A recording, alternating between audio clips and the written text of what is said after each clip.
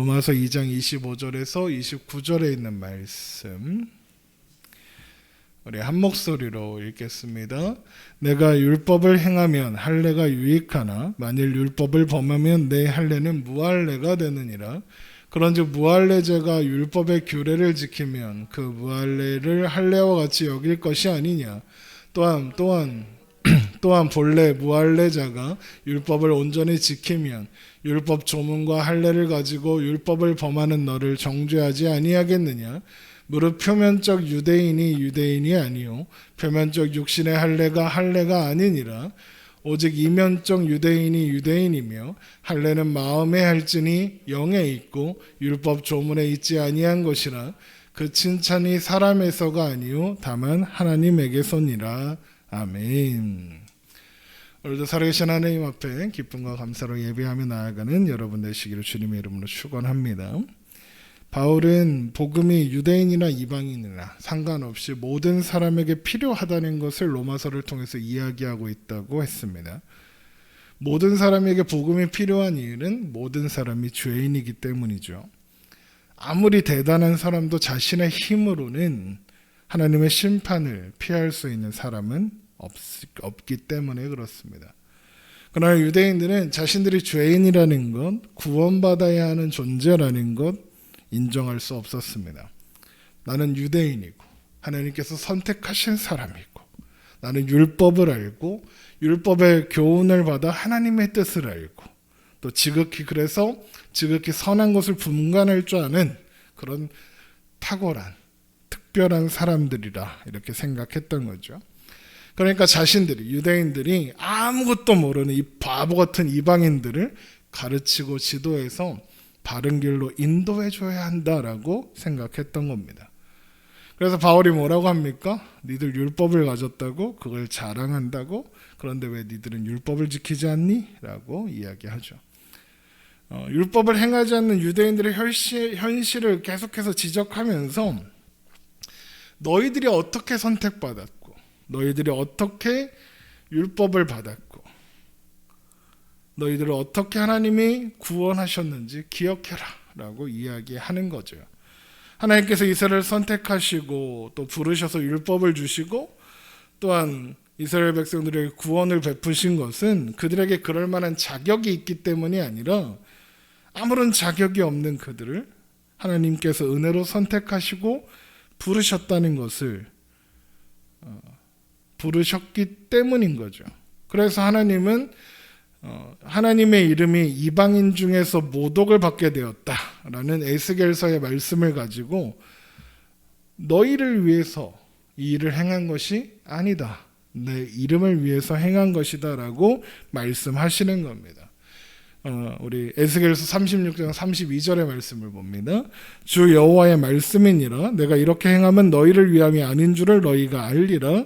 이스라엘 족속아 너희 행위로 말미암아 부끄러워하고 한탄할지어다.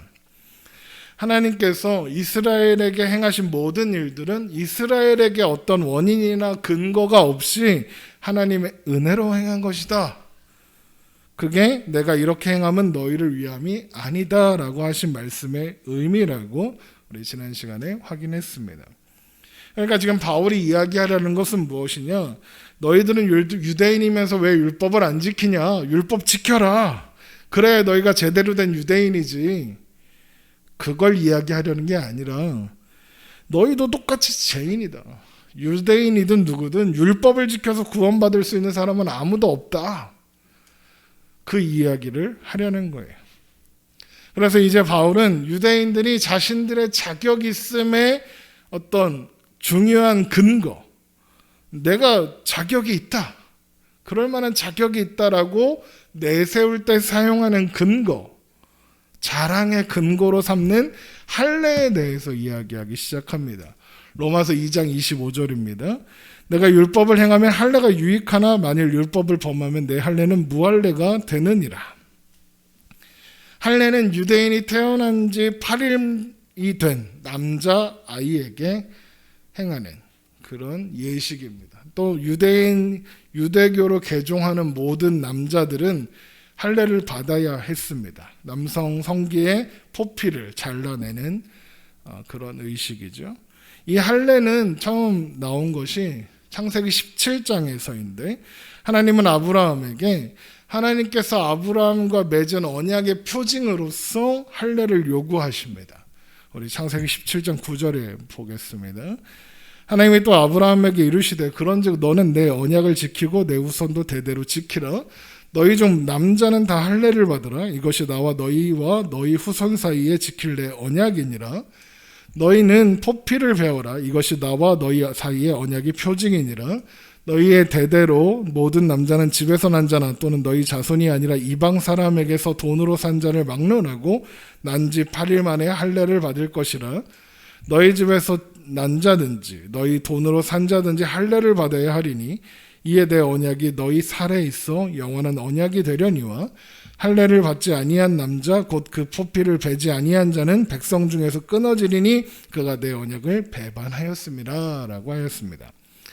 그래서 유대인들은 할례가 하나님의 백성된 표시, 중요한 표시다라고 생각했고, 그래서 복음을 듣고 하나님의 백성이 되었다고, 예수님 믿어야지. 예수 믿고 하나님의 백성이 되는 거지. 그런데 할례 안 받으면 그거 구원 못 받는 거야. 하나님의 백성인 표징이 없는 거니까. 그래서 그리스도인이 된 사람들 모두에게 할례를 받으라고 요구하는 거예요. 그리고 이 문제는 초대교회에서 아주 중요한 문제로 대두되게 됩니다. 사도행전 15장 1절입니다. 어떤 사람들이 유대로부터 내려와서 형제들을 가르치되 너희가 모세의 법대로 할례를 받지 아니하면 능히 구원을 받지 못하리라 하니, 여기 보세요. 어떤 사람들이 유대로부터 와서 형제들을 가르쳤어요. 뭐라고? 할례를 받아야 한다. 이게 어디 이단이나 이런 데서 와서 유대교에서 와서 가르쳤다 이런 게 아니라 어떤 사람들은 그리스도인인 거예요. 유대 출신 그리스도인들. 그들이 와서 할례 안 받으면 구원 못 받는다라고 이야기하기 시작한 거예요. 그 논쟁 과정에 대해서 자세히 이야기할 수는 시간이 부족하니까 어쨌든 초대교회는 이 문제에 대해서 많은 변론을 합니다. 그리고 나서 어떤 결론에 도달하는데 그 결론이 뭐냐? 기독교 신앙의 할례는 필요하지 않다. 할례를 받으나 안 받으나 외적인 것은 증거가 될 수 없다. 이게 초대교회의 결론이었어요. 사도행전 15장 7절 많은 변론이 있으니 베드로가 일어나 말하되 형제들아 너희도 알거니와 하나님이 이방인들로 내 입에서 복음의 말씀을 들어 믿게 하시려고 오래전부터 너희 가운데서 나를 택하시고 또 마음을 아시는 하나님이 우리에게와 같이 그들에게도 성령을 주어 증언하시고 믿음으로 그들의 마음을 깨끗이 하사 그들이나 우리나 차별하지 아니하셨느니라. 그런데 지금 너희가 어찌하여 하나님을 시험하여 우리 조상과 우리도 능히 매지 못하던 멍에를 제자들의 목에 두려느냐. 그러나 우리는 그들이 우리와 동일하게 주 예수의 은혜로 구원받은 줄을 믿노라 하니라. 온 무리가 가만히 있어 바나바와 바울이 하나님께서 자기들로 말미암아 이방인 중에서 행하신 표적과 기사를 관하여 말하는 것을 듣더니 말을 마침에 야고보가, 여기서 야고보는 예수님의 동생 야고보입니다. 12제자 야고보는 순교한 다음이었어요. 이때는 말을 마침에 야고보가 대답하여 이르되 형제들아 내 말을 들으라. 하나님이 처음으로 이방인 중에서 자기 이름을 위할 백성을 취하시려고 그들을 돌보신 것을 시므온이 말하였으니 선지자들의 말씀이 이와 일치하도다. 기록된 바 이후에 내가 돌아와서 다윗의 무너진 장막을 다시 지으며 또 그 허물어진 것을 다시 일으키리니 이는 그 남은 사람들과 내 이름으로 일컬음을 받는 모든 이방인들로 주를 찾게 하려 함이라 하셨으니 즉 예로부터 이것을 알게 하시는 주의 말씀이라 함과 같으니라. 그러므로 내 의견에는 이방인 중에서 하나님께 돌아오는 자들을 괴롭게 하지 말고 다만 우상의 더러운 것과 음행과 목매어 죽인 것과 피를 멀리하라고 편지하는 것이 옳으니 이는 예로부터 각 성에서 모세를 전하는 자가 있어 안식일마다 회당에서 그 글을 읽음이라 하더라. 그러니까 결론이 뭐예요? 할례 필요 없다. 하나님이 이방인을 그리고 유대인을 똑같은 은혜로 부르셔서 구원하셨다. 그러므로 할례나 율법을 지키는 것이 구원을 받는 조건이 될 수 없다. 이게 초대교회의 결론이죠. 그런데 유대인 출신으로서 그리스도인이 된 사람들 중에서는 이러한 교회의 결정을 인정할 수 없었던 사람들이 있었던 거예요. 그러니까 전통, 어떤 그런 것들이 더 중요하다고 생각하는 사람들이 있었던 거죠.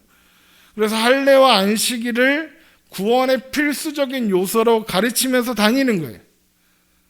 그런데 이방인들에게 선교를 하는 대표 주자가 누굽니까? 바울이죠. 그러니까 어떻게 하면 바울이 세운 교회를 쫓아다니면서 야, 바울이 전한 거 가짜야. 할례 받아야 되고 안식을 지켜야 돼. 그래야 구원받을 수 있는 거야. 라고 가르치는 사람들이 있었던 거죠. 그래서 바울이 화가 나서 쓴, 또 안타까운 마음으로 쓴 편지가 갈라디아서잖아요. 그렇죠? 그래서 갈라디아서는 바울 서신 중에 가장 초기 서신으로 다뤄지곤 하는데, 그러니까 거의 처음에 쓴 편지인 거죠. 자, 그런데 우리가 로마 교회에 대해서 살펴볼 때 로마 교회가 어떤 교회라고 했습니까? 오순절 성령 강림 때 복음을 듣고 그리스도인이 된 사람들이 로마로 돌아가서 자발적으로 세워진 교회라고 했잖아요. 처음에 로마 교회는 그러니까 당연히 유대인들이 주도해서 세워가는 교회였을 거예요. 그런데 그때는 이런 것들이 제대로 정립되어 있지 않았겠죠. 할례가 필요하다, 안식을 지켜야 돼, 이런 거 잘 정립되어 있지 않았겠죠. 그러니까 자신들의 관습을 따라서 교회에 들어온 이방인들에게도 할례를 행하고 안식일을 지키도록 했을 거예요. 또 율법도 가르쳐 주었겠죠. 아주 처음에는 이상적이고 아름다운 모습이었을 겁니다. 그러다가 AD 49년에 로마 황제 글라우디오, 이름도 어려워. 글라우디오가 유대인들을 로마에서 추방할 때 그리스도인들도 다 쫓겨났었잖아요. 그러다가 5년 뒤에 이들이 돌아오게 되는데 그 5년 사이에 로마 교회에서 어떤 일이 있게 됩니까? 이방인들 중심으로 교회가 자리를 잡는 거죠. 그리고 그들은 기독교 신앙에 모세 율법은 또 할례는 중요한 게 아니다라는 결론을 가지게 된 거예요. 할례가 너무 괴롭고 율법 너무 지키기 어려우니까 그거 하지 말자라고 한 게 아니라 로마 교회도 한 교회 공동체로서 그 지역의 교회 공동체를 이루고 있었을 테니까 당연히 에베소나 또 갈라디아나 이런 데에서 건너온 뭐가 있겠어요? 바울의 편지들이 건너왔을 거예요. 필사도에서. 또 다른 사도들의 글, 베드로나 뭐 요한이나 이런 글들도 전달되었겠죠. 그리고 우리가 성경으로 알지 못하는 여러 글들도 전달되었을 거예요. 그러니까 그런 여러 가지 그 초대교회에서 정립된 내용들을 보면서 중요한 게 아니구나라는 신앙을 자리 잡았던 거죠. 그런데 로마를 떠났다가 5년 만에 돌아온 유대인들, 그리고 그들 중에 그리스도인 중에 이런 변화를 받아들일 수 없는 그런 사람들이 있었던 거죠. 그들 입장에서는 이런 거예요. 저 이방인들이 바보같이 무지몽매하여 하나님도 제대로 모르고 율법도 모르고 할례도 몰라서 교회를 망치고 있다. 이렇게 생각했던 거죠. 저 옛날에 어렸을 때 다니던 교회에 드럼인가 뭘 이렇게 교회에서 살려고 했더니 어디서 교회에서 딴따라를 그러냐고 막 그러면서 막 저 무식한 목사가 교회를 망친다는 장로님들이 있었어요. 그런 느낌인 거예요. 그건 뭐 사소한 문제지만 이 문제는 구원을 받고 안 받고의 문제였으니까 얼마나 더 심각했겠어요. 그래서 돌아온 유대인들이 다시 어떻게 하려고 했냐? 선생이 되어서 율법도 가르치고 할례도 가르치고 하나님도 가르쳐 주겠다라고 하는 거죠. 그럼 어떻게 될까요? 교회 안에 혼란이 일어날 수밖에 없는 거예요.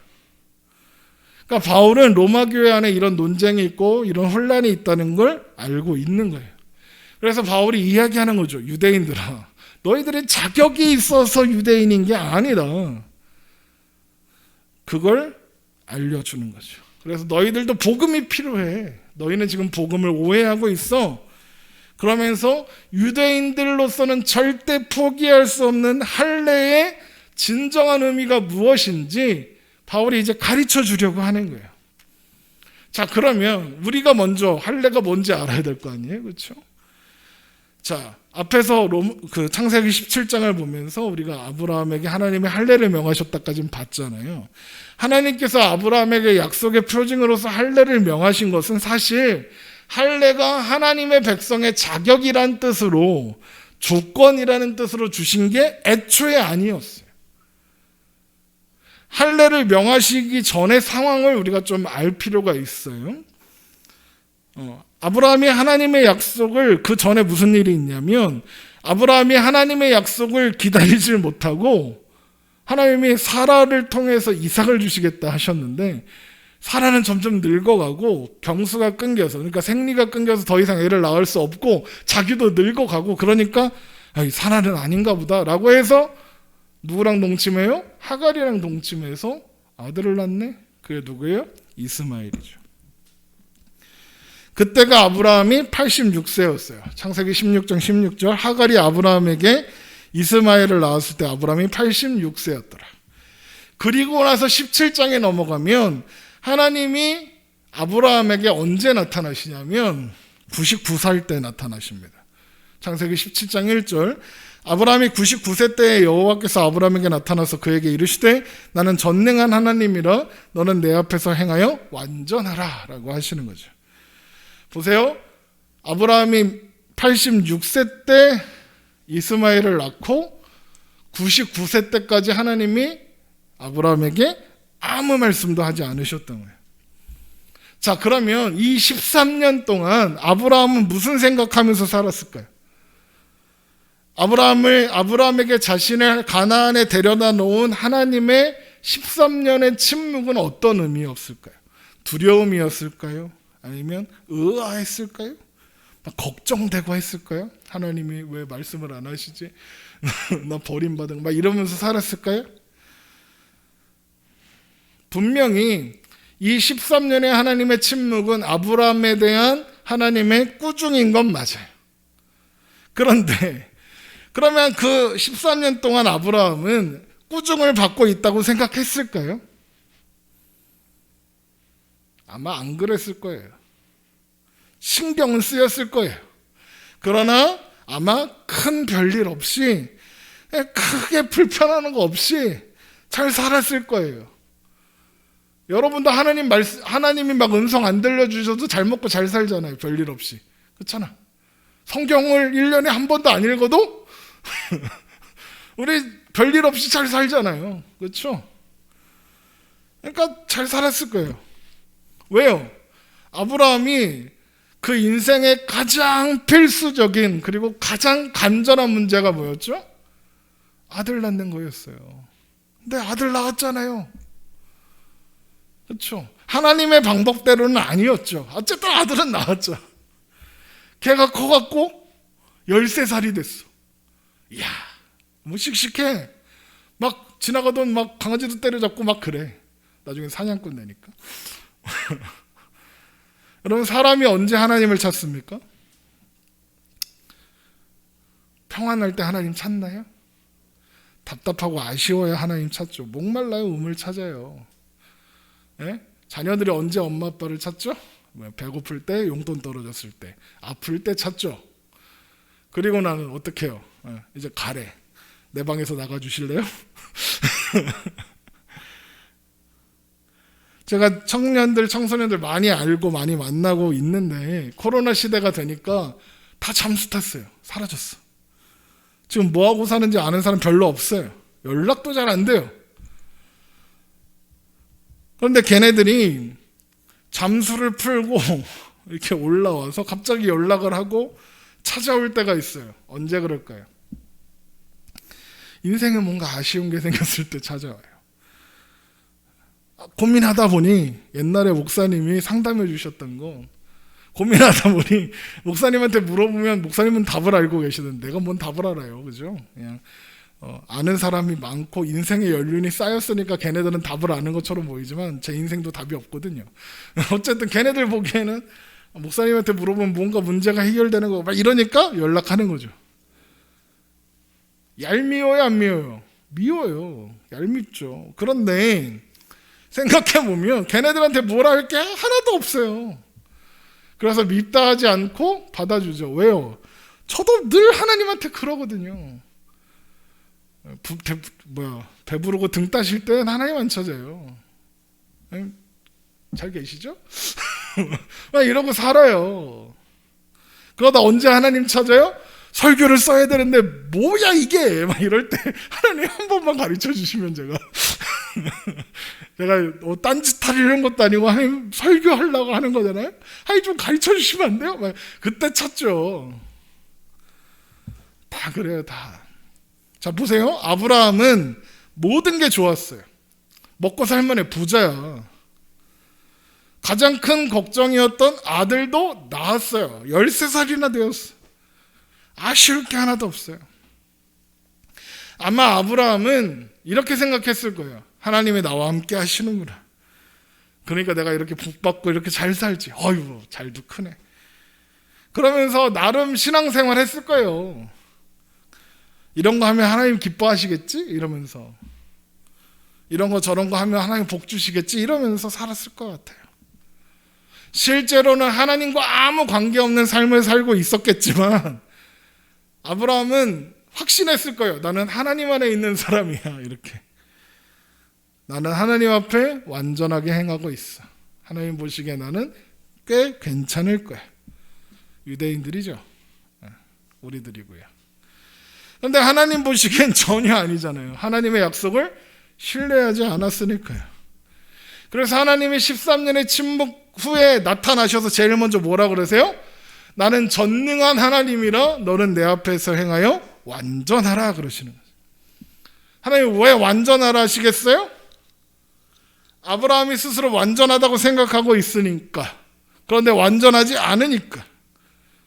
하나님이 아브라함한테 하시려는 얘기가 뭐예요? 너는 완전하지 않다. 왜? 너의 힘으로 너는 절대 완전해질 수 없다. 그런데 뭐라고 하세요? 너는 내 앞에서 행하여 완전하라. 이 말을 사람들이 오해해요. 내가 하나님 앞에 완전하게 행해야지. 그렇지. 하나님 앞에 내가 완전해야지. 그런 뜻이 아니래요.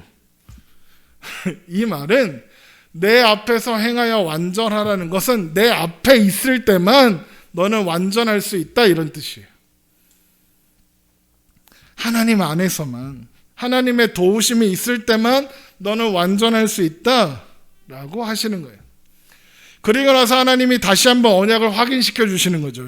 창세기 17장 4절 보라 내 언약이 너와 함께 있으니 너는 여러 민족의 아버지가 될지라. 이거 옛날에 했던 약속이잖아요. 창세기 13장에서 하셨던 약속이에요.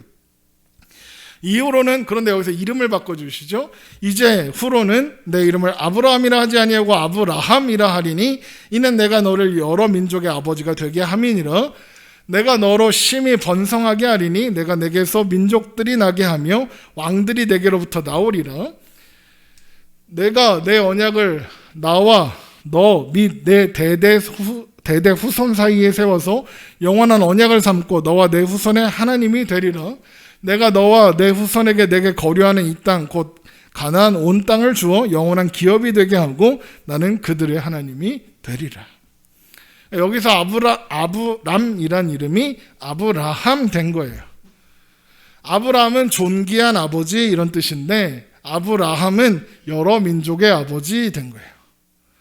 그런데 이 말씀에서 계속 반복되고 있는 중요한 표현이 있는데 눈치채셨어요?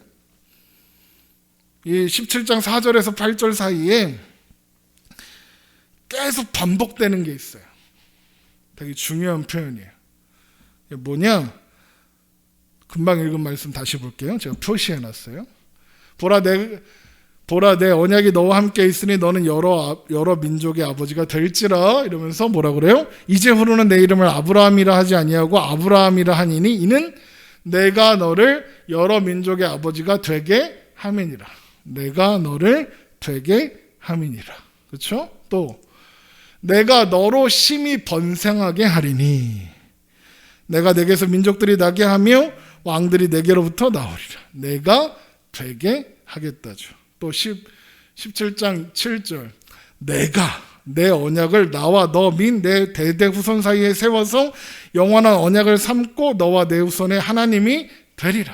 내가 세워서 되리라. 그렇죠? 또 17장 8절에 내가 너와 내 후손에게 내가 거류하는 이 땅 곧 가나안 땅을 주어 영원한 기업이 되게 하고 나는 그들의 하나님이 되리라. 내가 되게 하고 내가 되겠다 그러시죠. 그러니까 이게 하나님의 약속의 핵심이에요. 하나님의 약속의 핵심은 뭐예요? 내가 되게 하겠다. 그럼 아브라함이란 이름의 뜻은 뭐예요? 내가 되게 하겠다 이거예요. 그런 하나님의 의지와 약속이 담긴 이름이 아브라함인 거예요. 언약을 세우신 것도, 언약을 유지하시는 것도, 언약을 성취하시는 것도 누가 하는 거예요? 하나님이 하시는 거예요. 아브라함이 하는 게 아니라 하나님이라고요. 그리고 나서 하나님이 뭘 명하시냐? 할례해라 그러는 거예요. 그럼 이게 할례가 무슨 뜻인 거예요? 내가 할게 라고 해놓고 갑자기 할례해라, 그게 너의 자격이다, 하나님이 그렇게 말씀하셨겠어요? 아니에요. 할례가 뭐라고 했죠? 남성 음경의, 남성 성기의 포피를 잘라내는 거예요. 요즘으로 하면 포경수술인데, 할례가 잘라낸다는 뜻이 있는데 이게 정확하게 말하면 성기를 잘라낸다는 뜻이에요. 생식기를 잘라내는 거예요. 그러면 생식기를 잘라내면 애를 낳을 수 있어요, 없어요? 못 낳아요. 그러면 하나님이 이삭을 낳게 하려면 생식기가 있어야지 애를 낳지. 근데 그걸 잘라버리라 하시는 거예요. 물론 실제로 자르는 건 아니지만, 포피만 자르는 거지만. 그럼 하나님의 약속이 못 이루어지잖아요. 여러분, 그러면 하나님의 약속이 못 이루어질까요? 아니죠. 이루어지겠죠. 하나님이 이루시겠죠. 왜? 하나님이 하시겠다 하셨잖아요. 그러면 생식기가 없어도 돼요. 사실 어떤 의미에서 사람은 이미 생식기가 없는 거예요. 경수가 끊겼잖아요. 그래서 하나님이 13년 만에 아브라함한테 찾아오셔서 뭐라 그래요? 나는 전능한 하나님이다. 너는 내 앞에서 행하여 완전하라 하시네. 전능하다. 그러니까 이게 무슨 말이냐? 하나님께서 아브라함에게 할례를 명하신 건 내가 원인과 이유와 결과가 되어서 너에게 이 모든 약속을 이루어 줄 테니 너는 그 약속을 받았다는 표시로, 그 약속을 인정하고 내가 믿는다는 표시로 할례를 받아라 그러시는 거예요. 그래서 할례를 행한다. 이거는 하나님이 주신 약속은 생식기로, 즉 나의 능력으로, 나의 힘으로, 내 자격으로, 조건으로 하는 게 아니라 하나님께서 하나님의 방법으로 이루시는 겁니다 라고 고백하는 게 할례인 거예요. 그러니까 할례에서 중요한 건 남성 생식기의 포피를 잘라내는 그 자체가 중요한 게 아니라 하나님의 약속은 하나님이 이루십니다. 나에게 원인과 근거가 없습니다. 내가 그것을 믿습니다라는 믿음의 고백인 거예요. 몸에 행하는 건 아무 소용 없다고요. 자, 이런 확인을 해두고 로마서의 말씀을 보면 바울이 지금 하려는 얘기가 뭔지 알 수 있어요. 로마서 2장 25절, 내가 율법을 행하면 할례가 유익하나 만일 율법을 범하면 내 할례는 무할례가 되느니라. 그런즉 무할례자가 율법의 규례를 지키면 그 무할례를 할례와 같이 여길 것이 아니냐. 또한 본래 무할례자가 율법을 온전히 지키면 율법 조문과 할례를 가지고 율법을 범하는 너를 정죄하지 아니하겠느니라. 이 말씀은요, 할례를 몸에 가지고 있는 게 중요한 게 아니라 율법을 행하는 게 중요하다 그러는 거죠. 할례가 있든 없든 율법을 지키는 사람이라야 할례가 있는 사람이라고 인정받을 수 있다 그거죠. 자, 그런데 이제 문제가 생겨요. 그럼 목사님, 율법을 지켜야 구원을 받는 거나요? 이런 뜻일까요? 당연히 아니에요. 율법을 100% 지키면 하나님께 의롭다 하심을 받고 구원을 받을 수 있을까요? 없을까요? 있어요. 율법 100% 지키면 구원받을 수 있다고요. 그런데 이미 여러 번 우리가 확인하고 있는 것처럼 문제가 뭐예요? 율법을 100% 지킬 수 있는 사람은 아무도 없다는 거죠. 로마서 3장 10절, 기록된 바 의인은 없나니 하나도 없으며 깨닫는 자도 없고 하나님을 찾는 자도 없고 다 치우쳐 함께 무익하게 되고 선을 행하는 자는 없나니 하나도 없도다. 이게 인간의 현실이에요. 이걸 아무도 할 수 없으니까 예수님이 오셔야 했던 거예요. 예수님이 오셔서 그 율법을 완전히 순종하시고 십자가에 죽으시는 거죠. 그러니까 지금 바울이 할례가 유익하려면 율법을 다 행해야 돼. 이 말은 너 할례 있어? 그러면 율법 지켜야 돼. 그 얘기를 하는 게 아니라 할례를 가지고 있다고 해서 무조건 하나님의 백성인 건 아니야. 너한테 할례가 있어? 그래서 뭐? 그게 무슨 의미가 있는데? 몸에 있는 할례는 아무 의미 없어. 할례는 몸에 하는 게 아니야. 마음에 하는 거야. 너 할례 했다고 지금 까부는 거야? 웃기고 있는데 율법 100% 다 지키지도 못하면서 무슨 네가 의인이라고 그래? 라고 하는 거예요. 그래서 로마서 2장 28절 무릇 표면적 유대인이 유대인이 아니요 표면적 육신의 할례가 아니니라 오직 이면적 유대인이 유대인이며 할례는 마음이 할지니 영에 있고 율법 조문에 있지 아니한 것이라 그 칭찬이 사람에게서 아니요 다만 하나님에게서니라. 여러분 사실 이건 새로운 게 아니에요. 왜 새로운 게 아니냐면 신명기 30장 6절에서 모세도 똑같은 말씀을 전했거든요. 내 하나님 여호와께서 내 마음과 내 자손의 마음에 할례를 베푸사 너로 마음을 다하며 뜻을 다하여 내 하나님 여호와를 사랑하게 하사 너로 생명을 얻게 하신다라고 하잖아요. 마음에 할례를 베푸신다잖아요. 마음에. 하나님께서 마음에 할례를 베푸셔서 하나님을 마음과 뜻을 다해 하나님을 사랑하게 한다. 보세요. 할례는 누가 행하는 거예요? 하나님이 행해 주시는 거잖아요. 바울이 하는 얘기도 똑같은 거예요. 그러면 마음의 할례 받는 게 뭘까요? 마음의 할례를 어떻게 받죠? 골로새서 2장 6절 그러므로 너희가 그리스도 예수를 주로 받았으니 그 안에서 행하되 그 안에서 뿌리를 박으며 세움을 받아 교훈을 받은 대로 믿음에 굳게 서서 감사함을 넘치게 하라. 누가 철학과 헛된 속임수로 너희를 사로잡을까 주의하라. 이것은 사람의 전통과 세상의 초등학문을 따름이요 그리스도를 따름이 아니니라. 그 안에 신성의 모든 충만이 육체로 거하시고 너희도 그 안에서 충만하여졌으니 그는 모든 통치자와 권세의 머리시라. 지금부터 중요해요. 또 그 안에서 너희가 손으로 하지 아니한 할례를 받았으니 곧 육체의 몸을 벗는 것이요 그리스도의 할례니나 너희가 세례로 그리스도와 함께 장사되고 또 죽은 자들 가운데서 그를 일으키신 하나님의 역사를 믿음으로 말미암아 그 안에서 함께 일으키심을 받았느니라. 또 범죄의 육체의 무할례로 죽었던 너희를 하나님이 그와 함께 살리시고 우리의 모든 죄를 사하시고 우리를 거스리고 불리하게 하는 법조문으로 쓴 증서를 지우시고 제하여 버리사 십자가에 못 박으시고 통치자들과 권세들을 무력화하여 드러내어 구경거리로 삼으시고 십자가로 그들을 이기셨느니라. 보세요. 범죄와 육체의 무할례로 죽었던 우리를 예수님께서 십자가에 못 박히심으로써 손으로 하지 아니한 할례를 받게 하셔서 우리를 살리셨대요. 여러분 이게 마음에 하는 할례예요.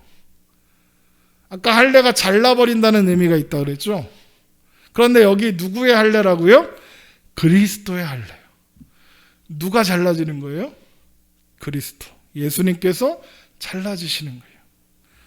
이사야 53장 6절 5절 그가 찔림은 우리의 허물 때문이요 그가 상함은 우리의 죄악 때문이라.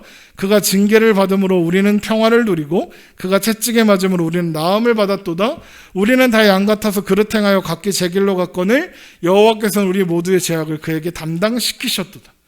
이 말씀은 우리가 잘 아는 것처럼 예수님께서 당하시는 고난이 우리 모두의 죄악을 담당하시기 위한 것이다 라는 내용이죠.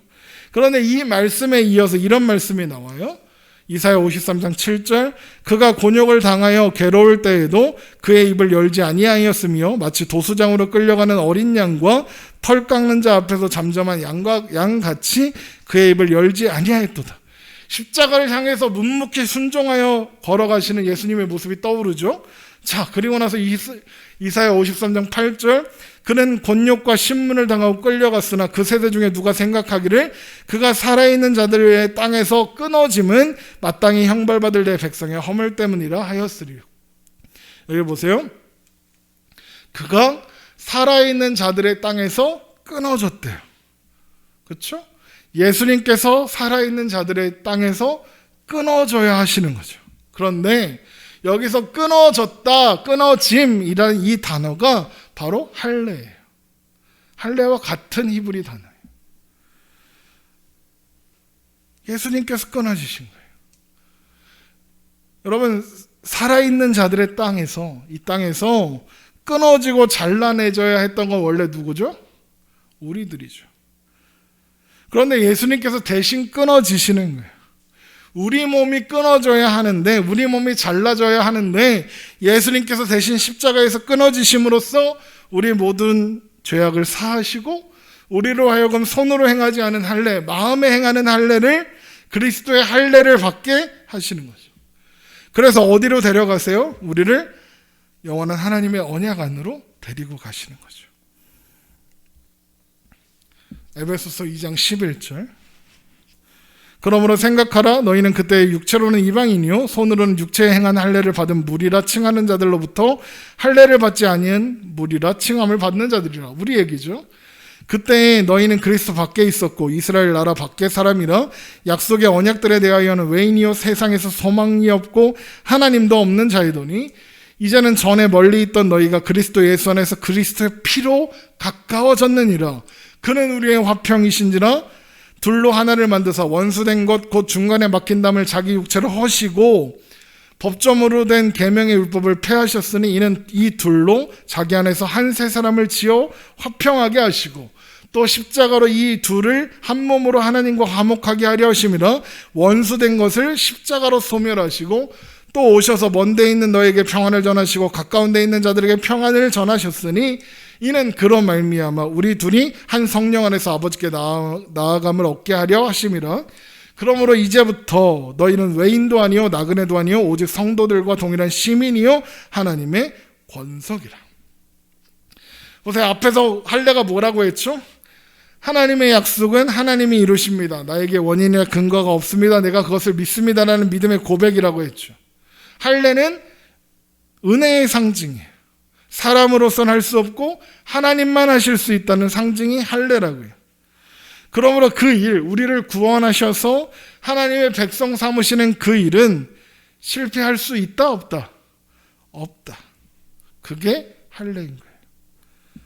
그래서 우리가 어떤 종교적인 할례 같은 거, 우리가 종교적인 행위하는 게 다 할례예요. 11조, 주일성수. 그 어떤 것도 원인이나 조건이 될 수 없는 거예요. 11조 하지 말란 얘기가 아니라 주일성수 하지 말자는 얘기가 아니라 그게 원인과 조건이 되어서 구원받는 거 아니라는 거예요. 그거 해야 복 받고 그거 안 하면 복 안 받고 하는 게 아니라고요. 우리를 구원하시는 예수님의 십자가를 통해서 그리고 그것을 우리에게 인쳐주시는 성령님의 사역을 통해서 성부 하나님께서 우리를 하나님의 칭찬받을 대상으로 보시는 거예요.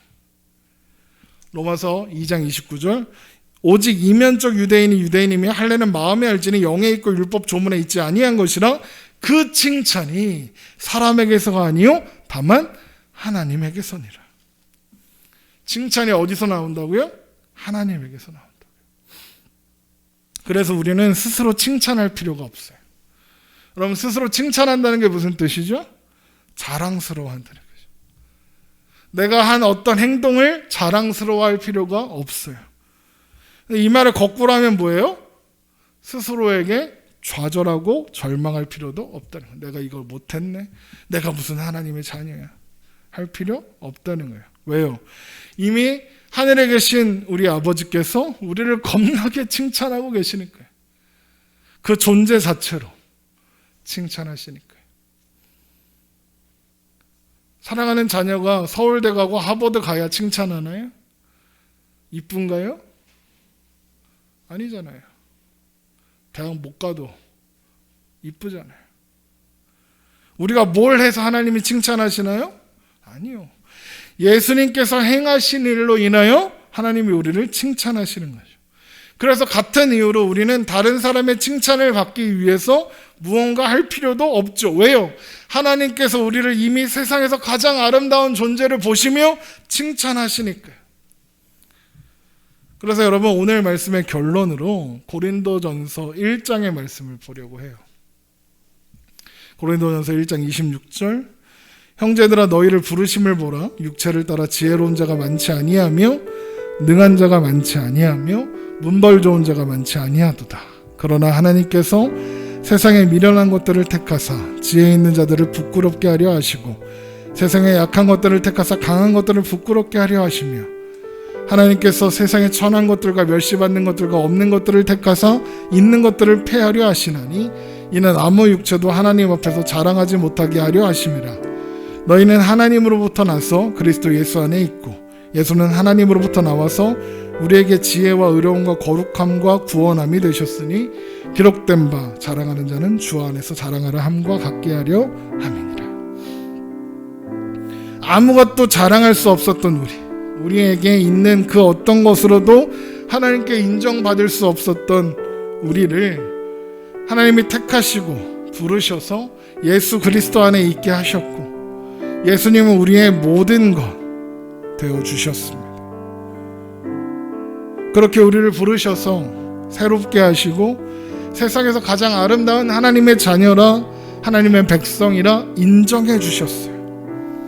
그러니 그런 우리가 자랑할 수 있는 게 뭐밖에 없겠습니까? 하나님께서 우리 가운데 행하신 일들밖에는 없는 거죠.